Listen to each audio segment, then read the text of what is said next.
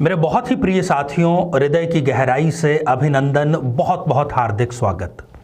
साथियों, आज बात करेंगे मिथुन लग्न के जातक किसी स्त्री या पुरुष को कब जीवन में दो विवाह का योग निर्मित होता ही होता है, उसको कब ज्योतिषीय दृष्टिकोण के आधार पर हम दो विवाहों में बंधने का योग निर्मित कब होता है, इसके बारे में हम जानेंगे।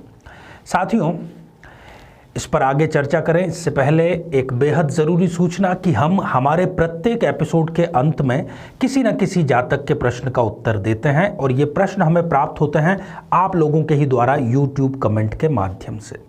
अपना कमेंट लिखने से पहले आप #आचार्य चंद्रकांत इस शब्द का प्रयोग ज़रूर करें और साथ ही बहुत ही आसान प्रश्न जो कि हम इस एपिसोड के अंत में आपसे पूछते हैं उसका सही उत्तर भी साथ में ज़रूर लिखें।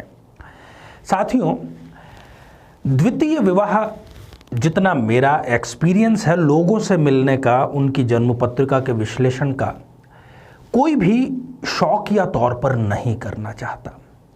किसी मजबूरी के वश जब उसका प्रथम विवाह नहीं टिक पाता है तभी वो दूसरे विवाह की ओर जाने का प्रयास करता है। मिथुन लग्न में ऐसी दो स्थितियों पर आज हम प्रकाश डालेंगे। अगर वो मिथुन लग्न के जातक की पत्रिका में उन दोनों में से कोई भी एक स्थिति यदि है तो वो 100% उसको द्वितीय विवाह के बंधन में अवश्य बंधवाती है। अब इसका लाभ क्या है? इसका लाभ यह है कि जब भी आप कुंडली मिलान कर रहे हों तब आप इस बात का ध्यान में रखें, इस बात को संज्ञान में रखें और उसी को लेकर के आगे निर्णय करें।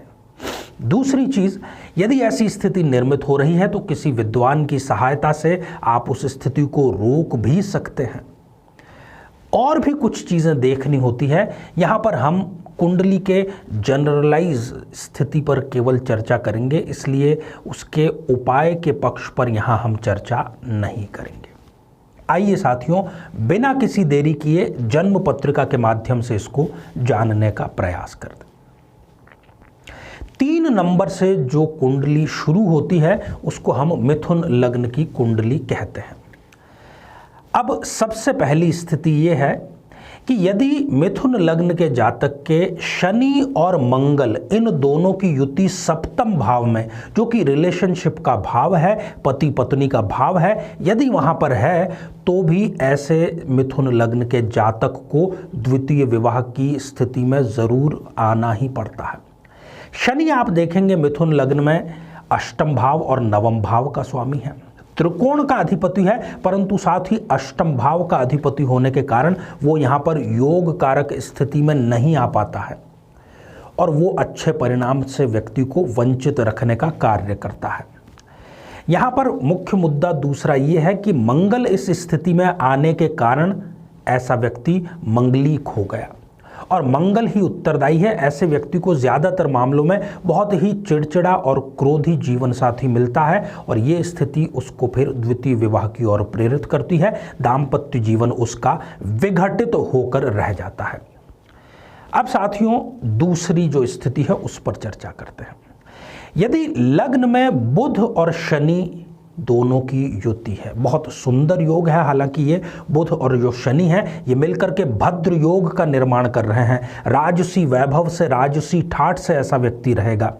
बुध लग्न में है तो कुल दीपक योग का भी यहाँ पर निर्माण हो रहा है, परंतु साथियों ये स्थिति साथ ही ऐसे जातक को द्वितीय विवाह की ओर भी धकेलने का प्रयास करेगी। अब ये दोनों स्थितियां जिस किसी की भी पत्रिका में होती है, ऐसा व्यक्ति ज़रूरत से ज़्यादा इंट्रोवर्ट होता है। बहुत ही कम लोगों के साथ में उसको बातचीत करना, उठना बैठना पसंद होता है। अपने आप में ही ऐसा व्यक्ति खोया रहता है। और मिथुन लग्न का भी जो व्यक्ति है वो अध्ययनशील बहुत ज़्यादा होता है। उसको पढ़ना, नए नए साहित्य पढ़ना, सुनना, कलाएं, इसमें उसको विशिष्ट रुचि होती है। किसी भी चीज़ की गहराई तक जाने में उसको बहुत ही आनंद प्राप्त होता है। हमारी ऐसी मान्यता है भारतीय शास्त्रों की कि आपको इस जन्म में ना सही तो अगले कई जन्मों में आपको आपके पुण्य या पाप का परिणाम जरूर मिलेगा।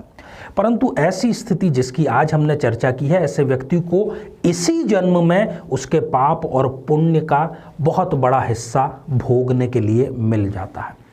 चूंकि ऐसा व्यक्ति रहस्यमयी होता है, इसलिए उसको समझना बहुत मुश्किल है।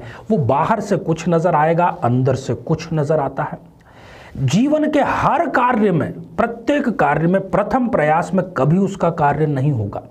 उसको दूसरा, तीसरा, चौथा अटेम्प्ट किसी भी कार्य के लिए ज़रूर देना ही पड़ेगा। और भाइयों से बिल्कुल भी ऐसे व्यक्ति की नहीं बनेगी। यदि वो सरकार में कार्य करता है या सरकार से जुड़कर कोई कार्य करता है तो उसके सरकारी कार्यों में भी बाधाएं निश्चित रूप से आती हैं। जीवन साथी की यदि बात करें तो उदासीनता, नज़रअंदाज करना और ज़रूरत से ज़्यादा व्यस्त जीवन साथी ऐसे व्यक्ति को प्राप्त होता है और इसी कारण से दाम्पत्य जीवन खराब होता है और इसी कारण से व्यक्ति द्वितीय विवाह की तरफ बढ़ता है। मेरा निवेदन आपसे यही है कि एक बार तो हम दूध से यदि जल जाते हैं तो छाछ भी फूंक फूंक कर पीना ज़रूरी है। इसलिए दूसरी बार विवाह करने से पहले आप कुंडली का ठीक से मिलान करें और द्वितीय विवाह के लिए कुंडली मिलान के नियम अलग होते हैं प्रथम बार से, तो इसका आप लाभ जरूर लें। आगे हम अन्य लग्नों की भी हम चर्चा करेंगे कि कब द्वितीय विवाह का योग किसी लग्न में निर्मित होता है। आइए साथियों, अब बढ़ते हैं हम आज के कमेंट के चरण की ओर। आज हमने कमेंट शामिल किया है हीरेन जी का, हीरेन कदम जी, जो कि उन्होंने लिखा है बड़ौदा से। आपने जानना चाहा है कि आप एक सॉफ्टवेयर इंजीनियर हैं, तो क्या सरकारी नौकरी आपको करना चाहिए या फिर आपको अपना स्वयं का कोई व्यवसाय करना चाहिए। सरकारी नौकरी का योग हीरेन जी थोड़ा सा दुर्भाग्यपूर्ण स्थिति है, आपकी कुंडली में नहीं है, इसलिए उसका प्रयास न करें और अपना समय भी आप उसमें बर्बाद न करें। अपने स्वर्णिम समय को आप इसी साल अक्टूबर 2020 के बाद में व्यवसाय के लिए बहुत ही उत्तम आपको अवसर प्राप्त होगा। अपना स्वयं का व्यवसाय करें, उसमें आप चरम पर पहुंचेंगे और वो व्यवसाय आप सॉफ्टवेयर की कंपनी या उससे संबंधित ही कोई व्यवसाय करें। मेरी तरफ से आपको ढेर सारी अग्रिम शुभकामनाएं। साथियों, अब आज का बहुत ही सामान्य सा, बहुत ही सरल सा प्रश्न कि बुध और शनि की युति जो लग्न में हमने चर्चा की, वो किस योग का निर्माण कर रही है। जिस योग से व्यक्ति राजसी वैभव में जीता है, उस योग का नाम आप लिख करके ज़रूर भेजिए। आप सभी स्वस्थ, समृद्ध और शांतिपूर्वक जीवन व्यतीत करें। नमस्कार। जीवन में किसी समस्या का सामना कर रहे हैं, जैसे कि शादी में देरी होना, पति पत्नी में मनमुटाव या तलाक तक की नौबत आ जाना, संतान का प्राप्त न हो पाना, नौकरी या धन प्राप्ति में बाधा आना, जीवन के प्रत्येक क्षेत्र में किसी न किसी प्रकार की बाधा आना, तो आज ही अपनी जन्म पत्रिका का संपूर्ण विश्लेषण करवाएं और पाएं समस्या से सदैव के लिए मुक्ति।